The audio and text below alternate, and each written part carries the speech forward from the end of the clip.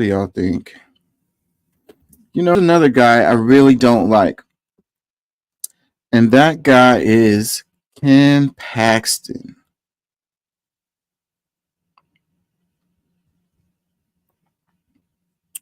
Attorney General of Texas. So we're moving from a Democrat to a Republican. Yeah. I call it how I see it for whichever side. Both parties suck, Johnson. In different ways, but they both suck. Let me see. I think I got a clip in here. I know I do, but I freaking can't find it. Hold on. Yeah, Ken Paxton. He's up to his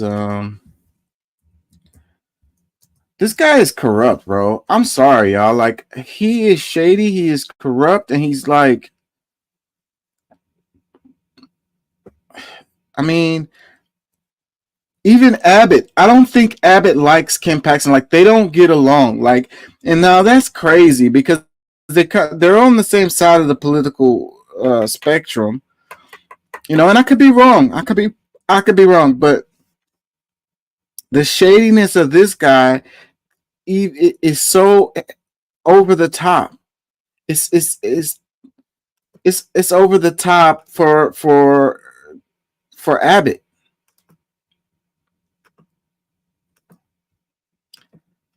The guy should be locked up.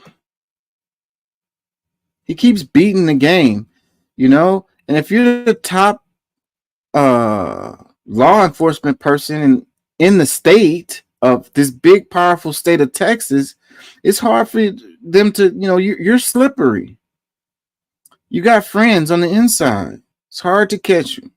Welcome back to America Decides. Latino activists are calling for a federal investigation into a series of raids conducted by the Texas Attorney General's office in an effort to investigate allegations of voting improprieties. AG Ken Paxton's office said these undercover operations are happening in response to allegations that accuse some organizations of Texas of possibly unlawfully registering non-citizens or engaging in ballot harvesting. But the League of United Latin American Citizens, or LULAC, is denouncing the raids as, quote, point-blank voter intimidation. Juan Proaño joins me now. He is the CEO of LULAC. Juan, it's great to see you. Describe what happened in these raids and what raises the highest level of concern for your organization. Good evening, Mr. Garrett. What we heard on Thursday was very concerning to us. On Tuesday morning at 6 a.m., Lydia Martinez, a 35-year member of LULAC, was served with a search warrant. 7 to 8 police officers entered her home. They interrogated her for over 3 hours, looking for cell phones, computers, documentation relative to her voter registration efforts in San Antonio.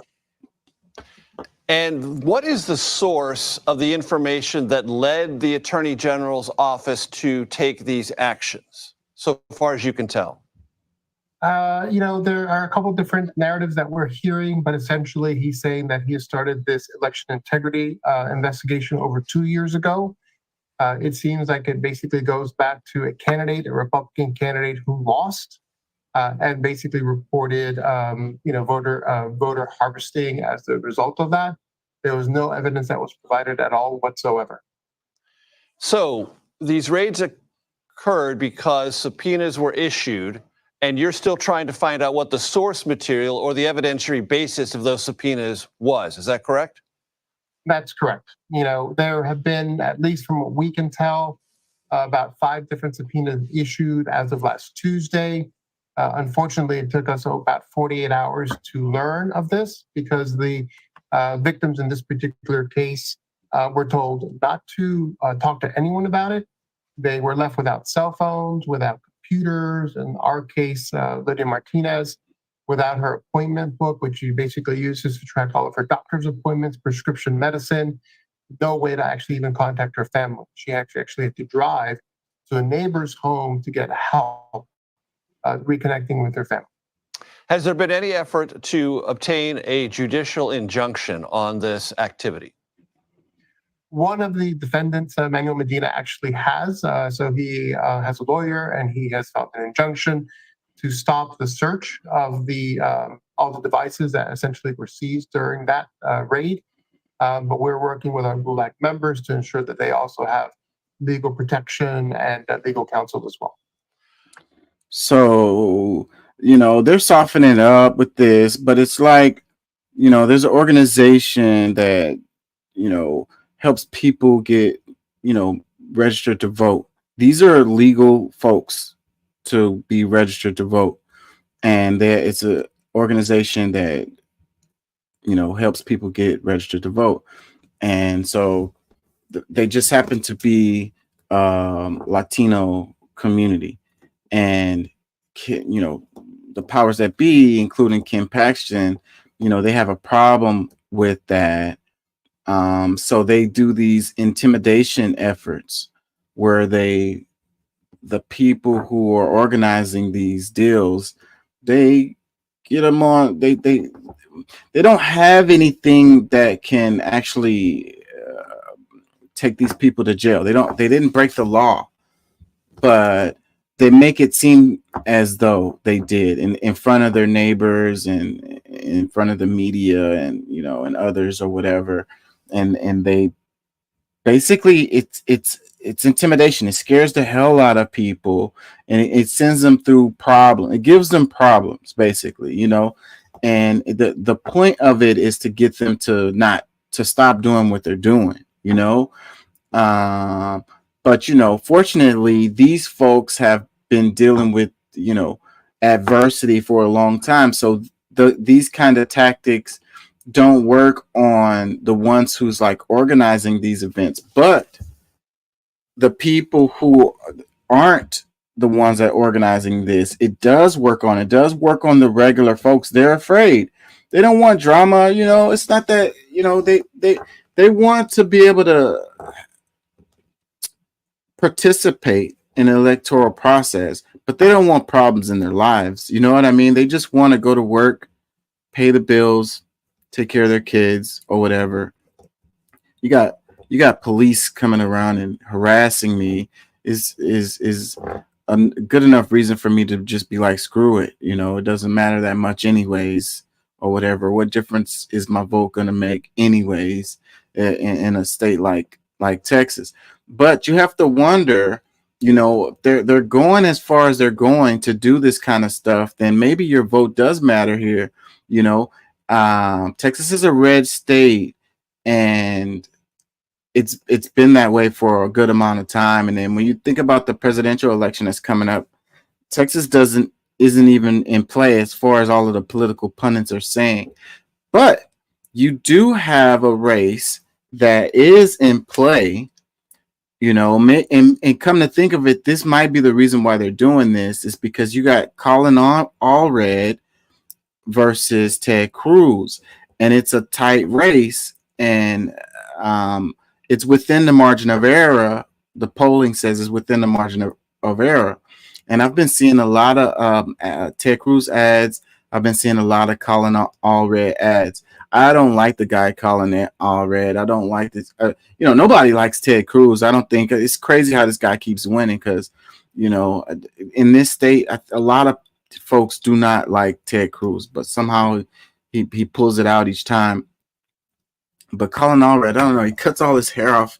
Doesn't have any eyebrows. I can't trust this person. Don't have no hair on their head. It seems like he's trying to be something he's not, like he's putting on a mask or whatever. Like I just don't trust him or whatever.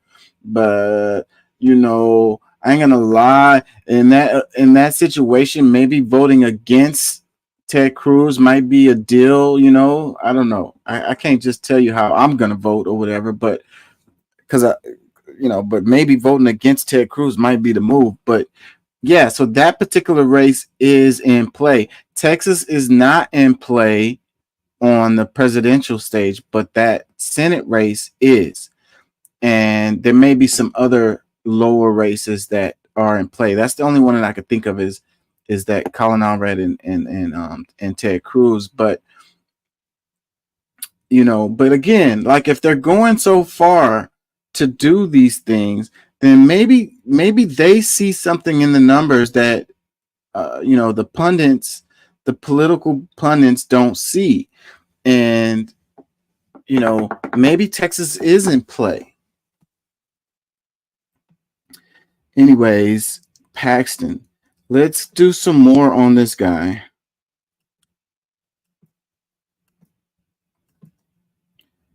Do not like this guy. Should be in jail. So let's look at this. It says Ken Paxton is shielding details about his real estate buying spree from the state. Of the 10 properties the Attorney General or his blind trust currently own, just one was listed on his most recent official financial statement. So it says Texas Attorney General Ken Paxton has purchased millions of dollars worth of properties in recent years. So why is he keeping them secret? Paxton has blind trust have been on a real estate buying spree since 2021, more than doubling his holdings by purchasing land and homes from Hawaii to Florida. But of the 10 properties the Attorney General or his blind trust currently own, just one was listed on his most recent official financial statement. That's even fewer than last year when the Texas Newsroom first reported that Paxton did not disclose all of his properties to state ethics regulators. Experts said Paxton appeared to be violating state ethics rules. Elected officials are required to report all properties they own the Texas Ethics Commission. But at the time, the Attorney General said he was not breaking the law and called it some made-up issue. Hold on. Oh, man. It says Paxton spokespeople did not answer questions about why he's choosing to disclose even less about his properties this year. One former ethics regulator said the Attorney General's financial disclosures or lack thereof appear to be ripe for investigation. This is actually very important document because of the possibility of improper influence of an office holder, said Jim Clancy, the former chairman of the Texas Ethics Commission.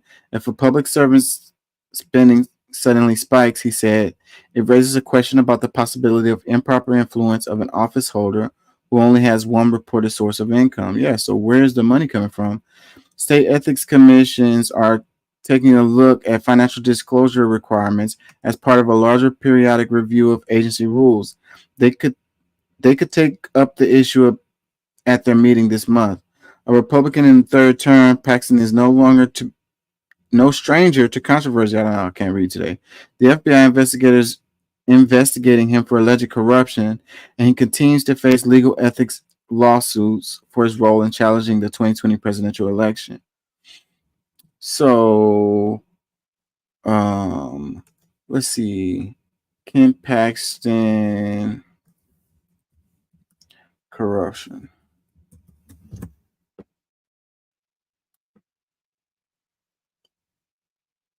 So, in case you didn't know, they tried to impeach this guy very recently. They failed, but they tried. How many freaking attorney generals, how many times do they try to impeach attorney general? And then in a state like Texas, and he's a Republican, like how freaking shady and corrupt you got to be a Republican in Texas and for them to try to impeach you, bro. There's no, the Republicans dominate this state. Out of Texas, where state senators there just finished voting minutes ago, acquitting Attorney General Ken Paxton on all articles of impeachment. He's been suspended from his duties since May, but can now, in fact, return to work. I want to bring in NBC's Priscilla Thompson, who's standing by for us in Austin, has been following this from the very beginning. Priscilla, walk us through what we know.